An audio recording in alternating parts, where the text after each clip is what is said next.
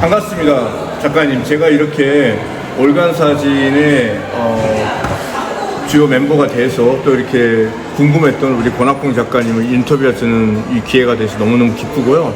잠깐 우리 작가님 소개를 우리 독자들에게 하면은 간단하게 부탁드리겠습니다. 네. 저도 이렇게 월간 사진에 인터뷰 요청을 받고 말씀드릴 수 있어서 너무 감사드리고, 저는 다큐멘터리 사진과 파인아트 사진을 하는 권학봉이라고 합니다. 반갑습니다. 저는 오늘 우리 권 작가님을 인터뷰할 김남식이고요. 제가 하는 일은 무용을 통해서 세상과 소통하는 일을 하고 있습니다. 그래서 현대 무용가이면서 안무가이고, 현재는 댄스트룹다 대표이면서 사회적 예술 활동을 진행하고 있는 꽃피는 몸 프로젝트의 예술 감독을 하고 있습니다. 일단 권 작가님께 여러 질문들이 있는데, 첫 번째 질문은 어떤 계기로 사진에 입문하게 되셨는지, 원래 디자인을 전공했다고 들었는데 어떤 특별한 계기가 있었는지요? 사진 같은 경우에는 제가 제 아버지가 아마추어로 그 사진 작업을 꽤 하셔가지고 그 어떤 장비라든지 이런 것들이 집에 있었어요. 그거를 중학교 때부터 제가 이제 관심을 가지고, 기계나 이런 게 있으니까 관심을 가지고 촬영을 하다가 그 사진의 그 매력에 이제 한참 빠져 있었죠. 그래서 대학교 때도 이제 사진 동아리 활동을 하다가 사진 작가로 이제 나가고 싶었지만, 그게 이제 경제적인 그런 이유 때문에 제가 이제 디자이너로 회사 취직을 먼저 하고, 그 다음에 이제 그걸 또 부모님한테 한번 보여드려야 된다라는 의무감이 있었거든요. 내가 이제 뭐 취직도 못하고 그래서 사진으로 도망가는 거 아니냐, 그런 소리를 들으면은 안 되니까 충분히 나는 이제 취직해서 할 수도 있지만은 내 선택으로 사진을 했다는 걸 보여주기 위해서 회사에 들어갔다는 말씀드립니다. 여러 작가님들이 원래 사진을 전공하지 않고 다른 길을 가서 어떤 자기 세계를 구축하는 쉽지 않다고 저도 이해가 되는데, 두 번째 질문입니다. 그러면 선생님께서는 선생님이 전공하시고요, 취직까지 하셨다고 하셨는데, 그 디자인과 지금 하고 있는 선생님의 사진 작업과의 가장 큰 차이점은 무엇일까요?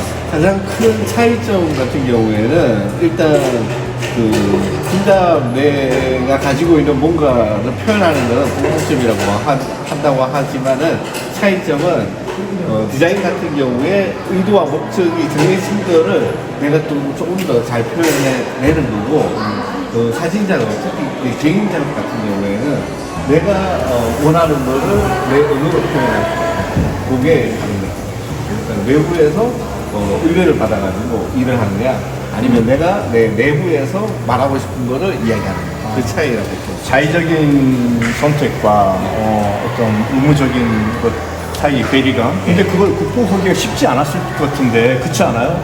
근데 그나마 사진이기 때문에 다큐멘터리 영역을 하고 있기 때문에 쉽지 않았을까. 그러니까 이를테면 제가 접했던 어떤 분들은 예를 들어 다큐멘터리 작가였는데 갑자기 상업적인 어떤 경제적인 목적 때문에 했는데 너무 힘들어했다고 그러더라고요. 네. 근데 그런 면에서 우리 권 작가님께서는 상당히 이제 자유로운 선택을 하신 거네요, 그렇죠?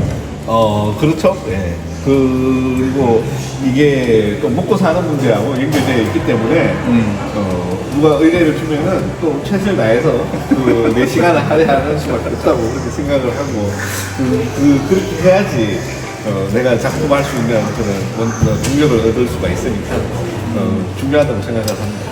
약간 세 번째 질문입니다. 만약에 사진을 하시지 않으셨다면 지금쯤 뭐 하고 있을까요? 사진 작가, 아니 인간 권학봉은 무슨 일을 하고 있을까요?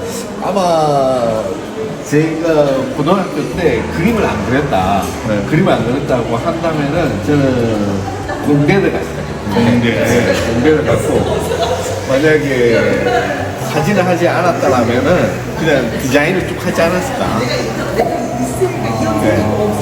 근데 현실적으로 우리 작가님의 이제 일생을 본다면 참 어려운 선택이잖아요. 이제 네 번째 질문이 될 것 같은데, 한국에서의 편안한 삶을 마다하고 태국의 북부 도시 치앙마이 람빵, 거기까지 가셔서 또 국제 결혼까지 하셨잖아요. 그 사랑하는 분을 만나서 그러면서도 여러 일들을 하고 계셔요.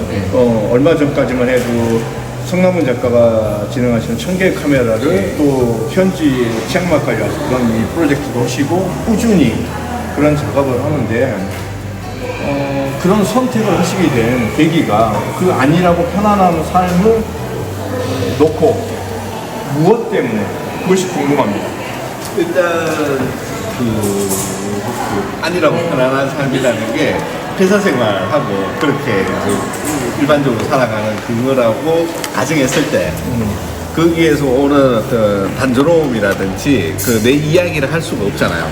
그렇게 뭐랄까 그 정해진 그 루트대로 그냥 가는 길이기 때문에 굉장히 흥미가 없다. 안정은 되지만은 흥미롭지 않은 인생이지 않나. 그렇게 해서 저는 제 나름의 제가 원하는 대로 이제 뭐 살고 싶다는 게 가장 크기 때문에 그 굶을 수 그렇다고 굶어 죽고 싶진 않거든요. 그렇지만은 가장 핵심적으로 제가 필요했던 용기라는 거는 굶을 수 있는 용기, 가난할 수 있는 용기를 저는 이제 가장 중요하다고 생각을 했어요. 그래서 좀 이제 뭐랄까 덜 먹고 덜 쓰고 그렇게 이제 살아보는 게 중요하지 않을까 그런 의미로 배낭여행을 많이 다녔어요. 네네. 그 배낭여행 가운데에서 친구들 이제 초대 뭐 생일 파티하고 이러면은 우리 현지인 친구들 초대하고 이러잖아요. 거기에서 이제 와이프도 만나가지고 한 5년 정도 사귀다가 결혼을 하고 그 와이프는 태국에 계속 살고 싶다. 그렇지만 나는 이제 사진을 하니까 태국에서는 충분히 할 수 있다. 그렇게 해서 태국으로 가게 됐죠. 그 독자들께서도 상당히 궁금해하셨을 부분일 거예요. 네. 그러니까 다큐멘터리 사진을 하면서 먹고 사는 그 현실적인 문제를 극복하기도 힘든데 국가의 어떤 그 벗어난 전혀 다른 삶을 또 선택해서 그런 일까지 하시는데 이렇게 확신과 후회 없는 삶을 산다고 하니 저 또한 응원의 박수를 보내주고 싶습니다. 네. 하여튼 그 다음에 6번째 질문입니다. 네. 선생님 작업이 재작년에서 경북미술관에서인가 그때 봤던 작업이 그 저희 되게 인상적이었거든요. 왜냐면 분명 다큐멘터리인데 거기에 어떤 픽션이 가미된 느낌. 일테면 그 논뚝길을 따라가면서 현지인들이 깃발을 들고 걸어가는데 저 또한 전라도 장성 출신이 그 농업의 어떤 그 특수성이라든가 이런 거를 잘 어떤 패턴을 알고 있는데 그런 깃발을 들고 가는 거는 놀이 문화인데 그거 아닌 느낌이어서 잘 못 읽지만 그래서 궁금해서 관심을 가졌는데 그 속에 이제 선생님 권 작가님이 했던 그 사회적인 메시지가 숨겨져 있는 걸 나중에 알았어요. 간판에 예를 들어 TSMC의 그 회사의 로고라든가 뭐 이런 것들이 근데 그때 제가 만약에 권 작가님이 6번째 질문인데 그것은 그런 주제는 그곳에 갔기 때문에 발견이 됐나요? 아니면 어떤 그 찾으려고 했던 어떤 특별한 계기가 있었는지. 그 내가 태국에 있기 때문에 그렇게 한 게 아니라 그 태국에 있어서 그런 종류의 표현 방법을 사용을 했다. 이렇게 보는 게 맞을 것 같고 저는 인간이란 그 어떤 사람인가 네. 거기에 대해서 이제 이야기를 하는 거를 되게 좋아하거든요. 그래서 우리가 알고 있는 뭐 선함이라든지 뭐 어떤 이 지구상에 있는 생명체의 정점이라는 어떤 그런 거라든지 그것보다도 인간이 가지고 있는 그런 어떤 집착 혹은 뭐 가지고 있는 단점이라고 할 수도 있고 뭐 이런 것들의 그 일부분 중에 하나라고 보거든요. 특히 리더를 맹목적으로 쫓아가는 사람이라든지 그리고 과거에는 뭐 올림푸스의 신들이 쭉 있었고 우리나라에도 뭐 각종 뭐 부뚜막의 신, 뭐 어디의 신 이런 것들이 있었던 것처럼 인간은 누구를 믿고 따르고 의지하려고 하는 그런 어떤 본성이 있다. 그 지금은 그게 그런 대형 이제 회사들 우리가 봤을 때는 영웅같이 보이는 그 회사들에 믿고 의지하고 따라가려는 그런 것들을 이제 표현하고 싶었다. 그러니까 이제 예술의 역사를 살펴보면 결국은 주제가 신과 종교, 그 다음에 인간으로 가는데 지금 이전까지 신의 영역인 종교의 영역에서 이제는 그 대규모의 자본, 네. 돈의 논리를 따라가는 그런 어떤 모호한 그런 상황을 선생님 작업에서 의도하셨군요. 제가 어쨌든 그 부분 되게 인상적이었고요. 이제 7번째 질문입니다. 그러면 선생님 작업에서는 어떤 의도를 했는데 순간을 기록하는 사진의 특수성 때문에 우연도 필요하지 않아요? 어떤 것들이 더 어떻게 그러니까 의도를 했는데 그것이 안 됐을 때 아니면 기다렸다가 어떤 우연의 순간까지 포착하는 그 작업의 방식에 대해서 선생님은 어떤 영역인지 그게 궁금했습니다. 일단 저 같은 경우에는 굉장히 이제 할 수 있는 한 최선을 다해서 그 계획을 세우고 그 의도하지 않은 일이 벌어지지 않게 최선을 다해서 그 기획하는 게 제 스타일이라고 할 수가 있는데 그럼에도 불구하고 여러 가지 뭐 일들이 일어날 수가 있죠. 뭐 날씨가 바뀐다든지 뭐 준비했던 게 안 된다든지 그런 경우가 있지만은 만약에 그 가능한 경우에는 그런 것들을 최대한 잘 살려서 작품의 하나의 기획 안으로 집어넣으려고 노력을 많이 하죠. 예를 들어서 그 간판 같은 거를 쭉 세워놨었는데 그때 비가 갑자기 내려가지고 폭우가 쏟아진다든지 그럴 경우에 그 모습을 열심히 촬영하려고 최선을 다했죠. 왜냐하면 그것도 이제 또 하나의 이제 표현의 방법이 될 수가 있고 주제를 강화하는 그런 어떤 이미지가 될 수도 있기 때문에 최선을 다해서 뭐 여러 가지 것들을 하려고 하지만은 기획한 그대로 흘러가기를 바란다. 그러니까 의도와 우연까지도 어떻게 보면 의도 안에 집어넣고 작업을 하시는 그런 경향이시다로 제가 해석이 될 것 같습니다. 네.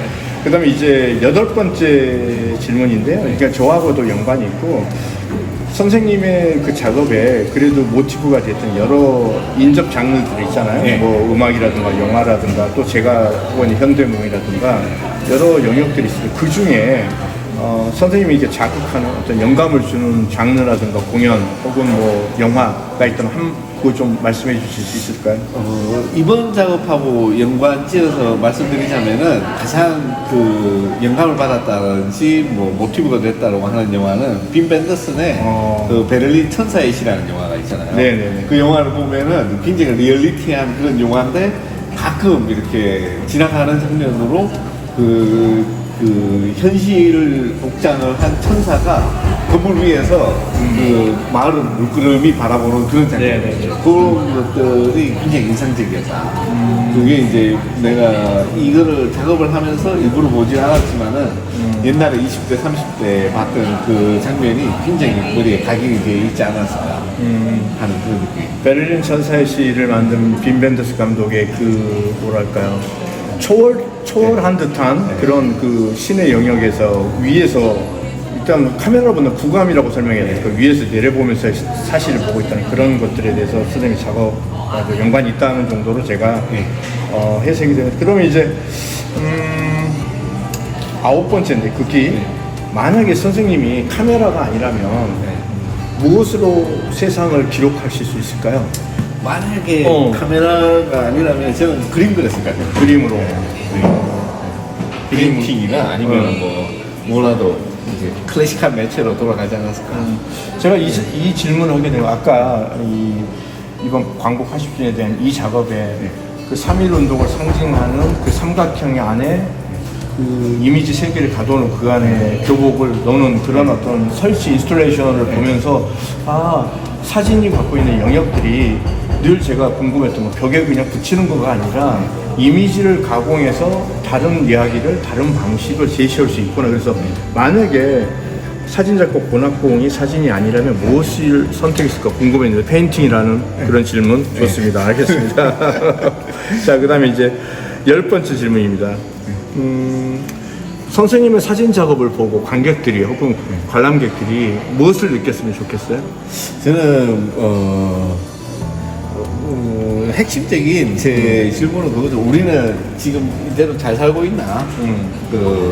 그 질문을 제가 던진 거기 때문에 거기에서 이제 각자 나름의 대답이 있지 않을까 하는 게 제 생각이에요. 어떤 사람은 우리는 그래도 이렇게 떳떳하게 물건 막 세우고 발전을 막 시켜서 잘 살고 있다. 어떤 사람은 그 옛날에 그 목숨 바쳐 지켰던 이 나라를 이렇게 투표라든지 이런 거 잘 못해가지고 개판 내는 게 아닌가 하는 반성하는 사람도 있을 거고 다양한 반응이 있겠지만은 한번 우리가 어떻게 살고 있는지 한번 둘러봤으면 생각을 해봤으면 하는 그런 어떤 의문을 던지고 싶다는 그게 이제 목표입니다. 감사합니다. 선생님의 작업에서 카메라는 네. 특히 선생님은 이제 다큐멘터리 영역이기 때문에 어떨까요? 무기일까요? 아니면 대화의 수단일까요? 이거는 제가 쉽게 말씀드리면 어떤 영화를 봤어요? 그 영화 속에서 테러리스트들에게 납치가 됐는데 카메라를 끝까지 들이대고 있는 거. 왜? 자기 살기 위해서. 근데 그때 보고 제가 늘 궁금했었거든요. 그러면 다큐멘터리 그 작가들은 과연 그렇게 그런 상황에 내가 죽을 수 있는데 카메라를 들 수 있을 때 이것이 무기일까? 아니면 나의 어떤 대화를 해낼 수 있는 어떤 그 구조적인 어떤 기계일까?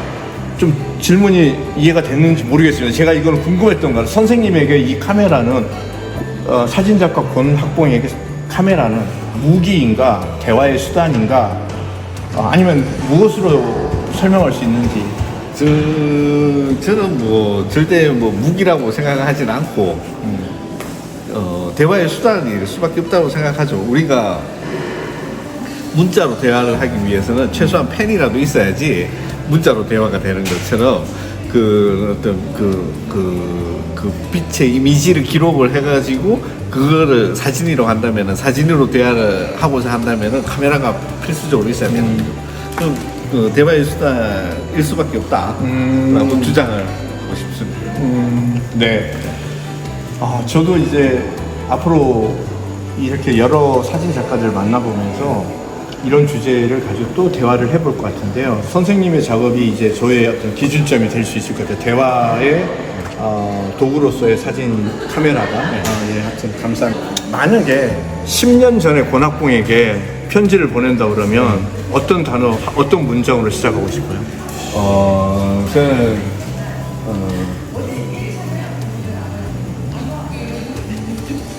딱 한 문장으로 하자면은 어차피 돈 못 버니까 돈 벌려고 노력하지 말고 원하는 거 해라 그냥. 네, 원하는 거 해라 시원하게. 애쓰지 말고. 아주 간결한. 죄송합니다만 우리 권학봉 작가님 올해 연세가 제가 77년생이니까 지금 한국 나이로 48세, 49세, 49이에요. 어떤가? 그 48, 49에 이런 어떤 삶의 진리 같은 그거를 깨달았을 때 어쨌든 10년 전에 그런 생각을 하시게 된 거예요? 아니, 10년 전에 돌아가가지고 내 자신에게 하고 싶다면은 그런 말을 하고 싶다. 네. 그러면 이제 앞으로 10년 후에 미래에는 어떤 말이 필요할까요?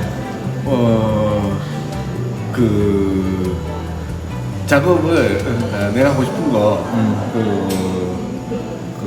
할 수 있게 지금 열심히 최선을 다해서 끈데기가 있으면 돈을 많이 벌어놓고 없으면 없는 대로 크게 부족하지 않게 이제 최선을 다해서 지금 현재 작업을 하는 게 미래에 도와주는 게 아닌가 그 생각을 하고 있습니다. 이 부분은 이제 어떻게 보면 선생님과 저하고 비슷한 공통의, 저는 이제 69년생이니까 조금 더 많잖아요. 근데 제가 늘 저희 아들과 저희 제자들에게 하는 말이 있어요. 뭐 제가 한 말이 아닌데 사는 대로 생각할 것인가 아니면 생각한 대로 살 것인가에 그걸 고민해야 되는 폴 발레리라는 사람이 한 말인데 되게 나이가 들수록 느껴지는 것 같아요. 저 또한 그래요. 나는 굶어 죽더라도 내가 생각한 대로 난 살고 싶어. 근데 이런 부분에서 우리 작가님하고 저하고 어떤 공통점이 있는 것 같고, 아마도 인생의 한 영역을 멋지게 구축해낸 사람들은 다 이런 태도가 아닐까 싶어요. 자, 저희 인터뷰의 마지막 15번째 문항인데요. 질문입니다. 인생의 마지막 셔터를 누른다면 누구 혹은 무엇을 담고 싶습니까? 우리 권학봉 작가가 예. 당장 죽을 것 같은데 내가 한 장 사진을 찍어야겠어요. 무엇을, 누구를, 어떤 것을 찍고 싶습니까? 나는 당연히 내 모습을 찍고 가겠다. 그게 내가 할 수 있는 이제 마지막에 이제 기록이지 않을까 그렇게 생각을 합니다.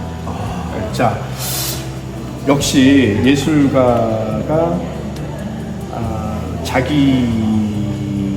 저는 그렇게 생각해요. 자기 객관화만큼 중요한 게 없다고 생각하거든요. 세상의 모든 걸 다루어도 결국 나로부터 출발이었던 거잖아요. 그렇죠. 근데 이런 면에서 이제 그 중요한 포인트인 것 같아요. 이 또한 제가 여러 작가들을 만나면서 이 이야기를 계속 질문해보고자 합니다. 네. 오늘 인터뷰 감사한데 마지막으로 우리 월간 독자들에게 하고 싶은 말과 그 사진작가 권학봉을 어떻게 봤으면 좋겠다든가 아니면 월간 사진의 독자들에게 해주고 싶은 말씀들 뭐 간략하게 해주시고 또한 이번 전시를 하면서 가장 좀 아쉬웠던 것 좋은 거는 다 누구나 말할 수 있을 것 같아요. 이 광복 80주년의 작품을 하면서 좀 아쉬웠던 것들을 우리 독자들에게 이야기를 해주면서 역사의식이라든가 이런 걸 좀 간략하게 말씀해주고 끝을 내겠습니다. 감사합니다. 우선 그 월간 사진 그 독자분들께 드리고 싶은 말씀은 전공으로 그러니까는 전업으로 하시는 분도 있고 이제 뭐 부업으로 하시는 분도 있겠지만은 걱정하지 마시고 여러분들 뭐 표현하고 싶은 거 마음에 있는 거 다 사진으로 표현을 하셔도 된다. 그렇게 말씀을 꼭 드리고 싶어요. 그러니까는 얽매이지 마시고 이거는 이렇게 하면 사진이 아니다. 이렇게 하면은 뭐가 된다. 뭐 이렇게 여러 가지 뭐 우리가 주위에서 들었던 그런 어떤 굴레들이 있는데 그런 것에 너무 속박받지 마시고 자기가 하고 싶은 모든 것 자유롭게 표현을 하시면은 속이 후련해지시지 않을까 그렇게 생각을 합니다. 그 다음에 제가 이 작업을 하면서 조금 아쉬웠던 점들 같은 경우에는 제가 거주하는 게 이제 태국이니까 여기 이런 작업을 하려면은 한국에 와가지고 굉장히 짧은 기간 안에 어떻게든 다 끝내고 가야 되는 그런 압박이 있어서 요번에 다룰 수가 있었던 게 서울하고 천안 일대 그 두 장소밖에 없었던 게 조금 아쉬운 점이 많아요. 왜냐하면은 우리나라 방방 곳곳에 이런 어떤 유적들도 상당히 많고 의미 있는 공간들이 많은데 그런 것들을 이제 전체적으로 좀 다루지 못했다는 점 이런 점이 가장 아쉬운 점이 아닐까 저는 그렇게 생각을 합니다. 네, 오늘 인터뷰 감사하고요. 권애가 있습니다. 짜잔 하는데 자, 강동아트센터에 한 말씀 해주고 끝내겠습니다. 이 좋은 공간 이렇게 초청해 주셔가지고 너무 감사드리고 이런 어떤 사진이라든지 이렇게 대중적인 대중과 가까운 예술이 조금 더 많이 보여줄 수 있으면은 이 강동 구민들 및 여러분들에게 큰 도움이 되지 않을까 그렇게 생각을 합니다. 오늘 아무튼 권학봉 대표님 태국에 날라와서 강동구에 있는 강동문화재단에서 전시를 하게 되었는데 또 앞으로 포부 계획 어떻게 해서 또 펼쳐갈 것인지 그 계획하고 기획을 한번 말씀해 주세요. 아까도 말씀드렸듯이 이번에 이제 기회가 된다면은 요 작업을 요 일회성으로 그치는 게 아니라 여러 군데 우리나라 최소한 전국적으로 이렇게 확장을 해보고 싶고 또 해외에도 이런 의미 있는 이런 공간들이나 장소가 많거든요. 그런 것도 이렇게 같이 해보면은 훨씬 좋지 않을까 그렇게 생각을 합니다. 앞으로 이제 또 태국과 한국 교류를 하는데 치앙마이도 좋아.